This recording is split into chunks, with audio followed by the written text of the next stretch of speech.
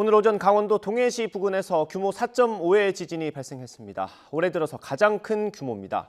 정부는 지진 위기 경보를 관심에서 주의로 올렸습니다. 취재기자 연결해서 지진 현황 그리고 전망까지 짚어보겠습니다. 정혜영 기자. 네, 정혜윤입니다. 네, 오늘 아침에 발생한 게 올해 최대 규모였다고요? 네, 그렇습니다.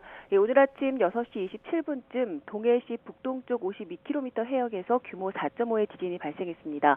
올해 한반도에서 발생한 지진 중 가장 큰 규모입니다. 이번 지진으로 강원도와 경북에서는 진도 3, 충북과 경기에서는 진도 1에서 2 정도의 진동이 감지됐습니다.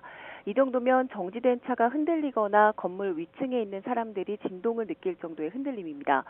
최근 동해에서는 잇따라 지진이 발생했는데요.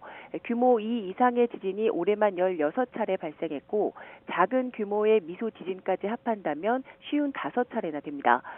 특히 그림을 보시면 최근 동해 지진은 지난 4월 이후 오늘까지 규모 3 이상의 지진이 비슷한 곳에서 지속해서 발생을 하고 있습니다. 전문가들은 오늘 발생한 규모 4.5 지진을 포함해서 4월 이후 지진들이 모두 500m 단층대에 모이고 있다고 보고 있는데요. 이례적으로 비슷한 곳에서 다발적인 지진이 발생하고 있는 것으로 보아서 동해에 알려지지 않은 한 단층대에 응력이 쌓여 지진이 발생하고 있는 것으로 분석하고 있습니다. 현재 동해는 어제 오전 8시쯤 규모 3.1의 지진이 발생한 데 이어서 오늘 규모 4.5의 지진이 연이어 발생하면서 지진 위기 경보도 관심에서 주의로 상향됐습니다. 네, 과거에도 비슷한 게 있었습니까? 네, 그렇습니다. 과거 동해에서는 1996년에 규모 4.2의 지진 이후에 2019년에도 규모 4.3의 지진이 발생한 바 있습니다.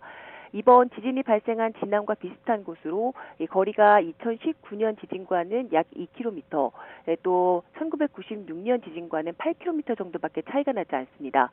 기상청은 이번 지진을 포함한 세 지진이 같은 단층에서 발생한 지진으로 보고 있는데요.